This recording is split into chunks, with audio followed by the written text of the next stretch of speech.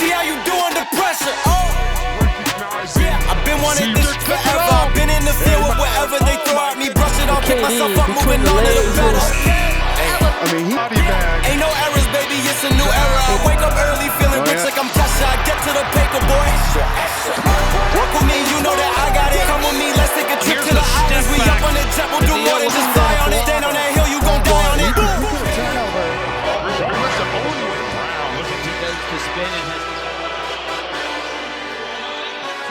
Just one step into the paint, and that was it. I have seen him the well behind midcourt.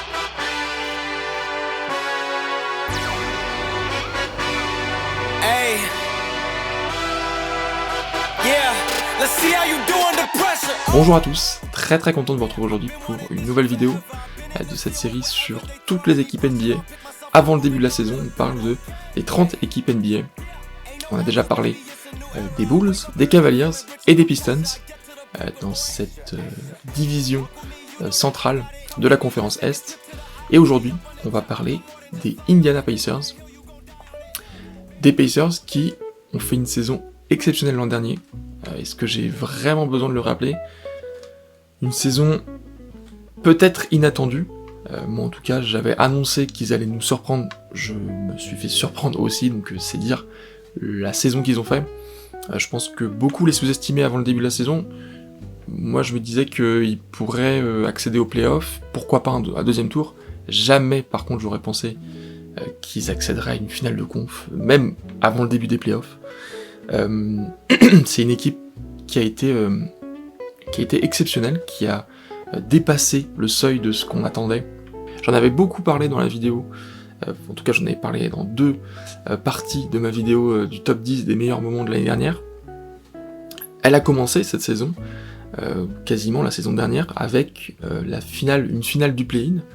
Déjà c'était inattendu, bon on peut pas vraiment juger du niveau d'une équipe parce qu'elle atteint une finale de play-in, mais en fait peut-être que si finalement, peut-être que c'est un bon révélateur. Alors ça l'a pas été pour les Lakers, mais en tout cas les Pacers avaient fait un très beau parcours, et ils ont enchaîné avec une saison très bonne, un très bon début de saison particulièrement, avec Haliburton qui était quasiment 12 passes de moyenne je crois. Ça a ensuite beaucoup baissé. Il a fait une moins bonne deuxième partie de saison. On a eu l'arrivée en cours de saison de Pascal Siakam, qui a changé pas mal de choses, qui a changé la dimension de cette équipe, qui est vraiment une équipe qui veut gagner maintenant, qui veut gagner quelque chose. Et donc cette équipe est arrivée en play-off, est arrivée donc à la 6ème position, juste derrière le Magic, et juste devant le Heat et les Sixers. Et cette équipe, elle a retrouvé au premier tour des Bucks que j'avais trouvé particulièrement décevants en fin de saison, même tout du long de la saison, qui avaient essayé de tanker pour éviter de retrouver les Sixers ou le Heat. Et ben ils se sont bien fait punir parce que ces Pacers-là les ont éliminés. À ma propre surprise, franchement je pensais que les Bucks allaient quand même gagner dans la difficulté, mais qu'ils allaient quand même gagner cette série. Et franchement... ça a été une série un peu affreuse parce que y a pas eu grand chose du côté des Bucks. Il y a eu le premier match de gagné, et ensuite la blessure de Giannis, ça a été... y a pas eu de jeu du côté des Bucks. Bref, les Pacers se sont qualifiés en demi-finale de conf contre les Knicks, et alors là je voyais vraiment les Knicks l'emporter, même si eux aussi avaient beaucoup de blessés. Mais les Pacers ont été vraiment très durs, de très bons joueurs. Pour moi, l'image de la saison des Pacers, c'est cette victoire au Madison Square Garden, cette victoire horrible pour les Knicks. En tant que semi-fan des Knicks, je peux pas vraiment être fan des Knicks parce que je suis fan des Celtics, mais j'aime beaucoup les Knicks. J'ai été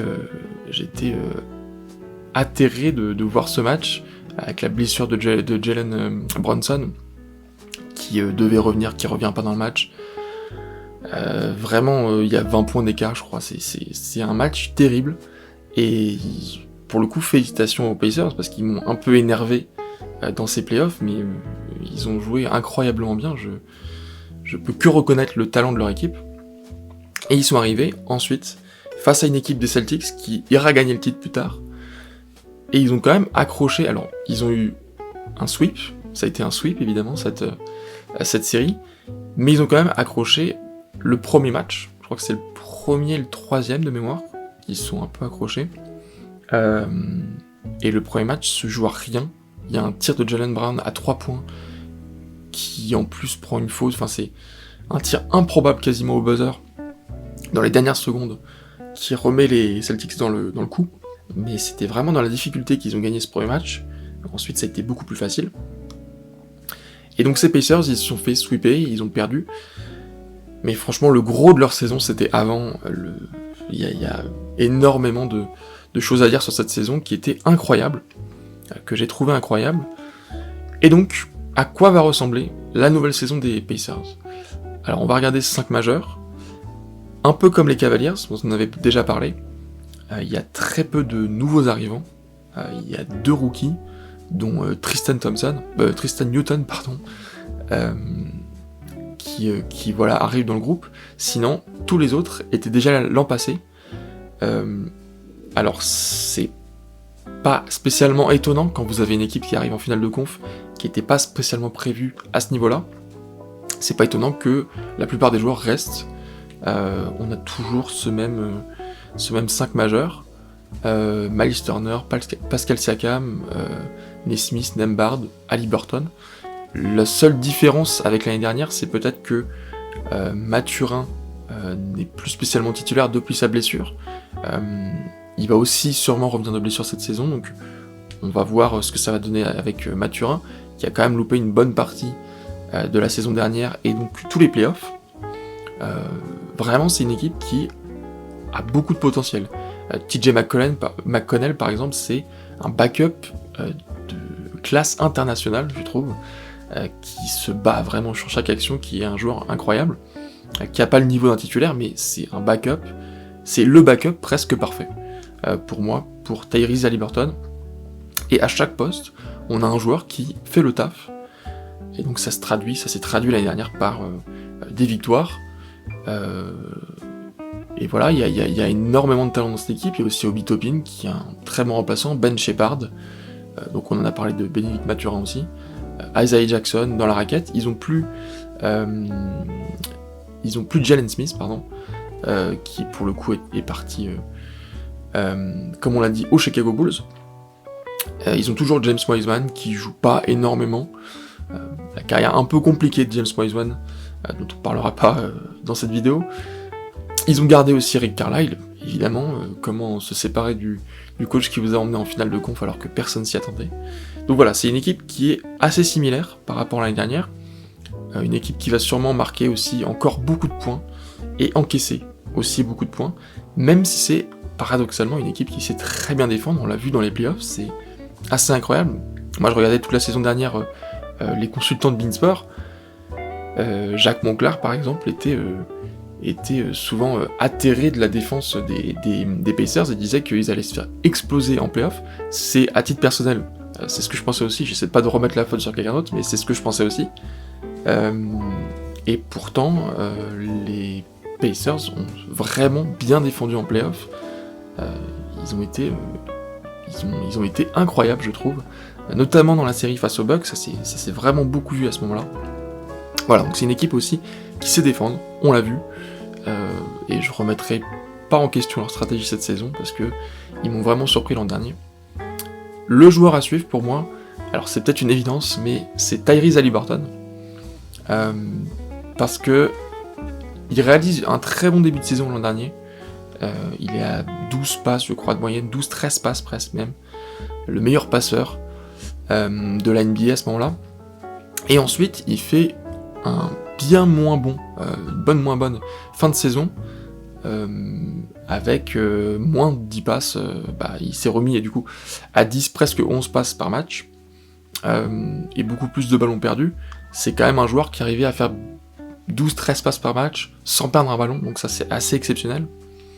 C'est un joueur très talentueux, et pour moi donc, un peu comme pour les autres joueurs à suivre dont j'avais parlé dans les précédentes vidéos, si Tyrese Haliburton a un niveau excellent cette saison, un très bon niveau, hausse son niveau de jeu même, et on aura une équipe des Pacers qui sera très très forte, même plus fort que ce que j'imagine encore. Parce que pour moi, donc, on a parlé déjà des Cavaliers, des Bulls, des Pistons, Les Pistons qui seront éliminés, les Bulls qui joueront le play-in, les Cavaliers qui joueront les playoffs, pour moi en tout cas directement.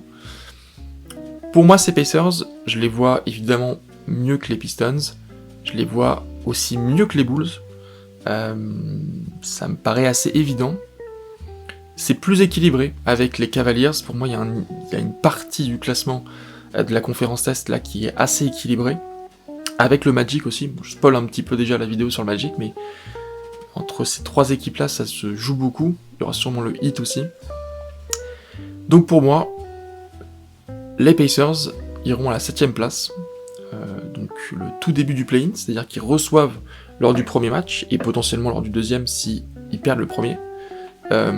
C'est une position qui est pas très très favorable, 7ème, parce que on est à une place de terminer 6ème et de se qualifier directement pour les playoffs, comme la saison dernière d'ailleurs. Mais pour moi, c'est pas non plus une équipe qui s'est améliorée. C'est une équipe qui reste beaucoup sur ses acquis, et ses acquis c'était aussi en partie, j'ai pas envie de remettre en question leur saison, mais c'était aussi en partie des aléas. Donc voilà, je pense que les Pacers maintiendront un bon niveau, qu'on verra du bon jeu, que ça sera bien meilleur que les Bulls par exemple, mais je pense que ça sera un peu l'équivalent des Cavaliers en moins bien. Voilà, c'est mon avis. Dites-moi ce que vous en pensez en commentaire. Dites-moi si vous avez aimé cette vidéo, potentiellement, vous pouvez l'aimer, vous pouvez la partager, vous pouvez vous abonner à cette chaîne pour continuer à suivre cette série qui continuera demain avec une nouvelle équipe.